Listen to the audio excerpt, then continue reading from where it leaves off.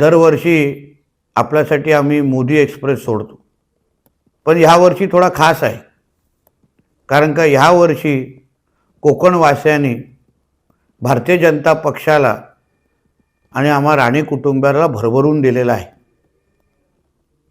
राणे साहेबांच्या रूपाने आपला हक्काचा खासदार निवडून दिला आणि तिसऱ्यांदा परत एकदा मला कणकवली देवगड वैभववाडीच्या जनतेने त्यांचा लोकप्रतिनिधी म्हणून निवडून दिला. आणि म्हणूनच ह्या वर्षी मोदी एक्सप्रेस एक नाही दोनदा धावणार आहे, म्हणजे डबल धमाका आहे. ऑगस्ट 23 आणि 24 तारखेला मोदी एक्सप्रेस आपण दोनदा सोडतोय.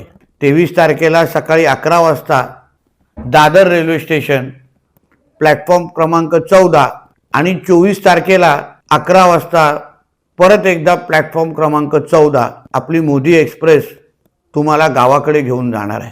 चला मग दरवर्षीप्रमाणे प्रत्येकाने आपल्या तिकीट बुकिंगसाठी 17 आणि 18 ऑगस्टला भारतीय जनता पक्षाच्या तालुका अध्यक्षांना संपर्क करा. मग रत्नागिरी असो किंवा सिंधुदुर्ग असो, त्या तालुका अध्यक्षाला आपण संपर्क करा आणि आपलं तिकीट बुकिंग करून घ्या. ह्या आपल्या हक्काच्या मोदी एक्सप्रेसवर दरवर्षीप्रमाणेच जेवणाची आणि पाण्याची सोय आम्ही केलेली आहे.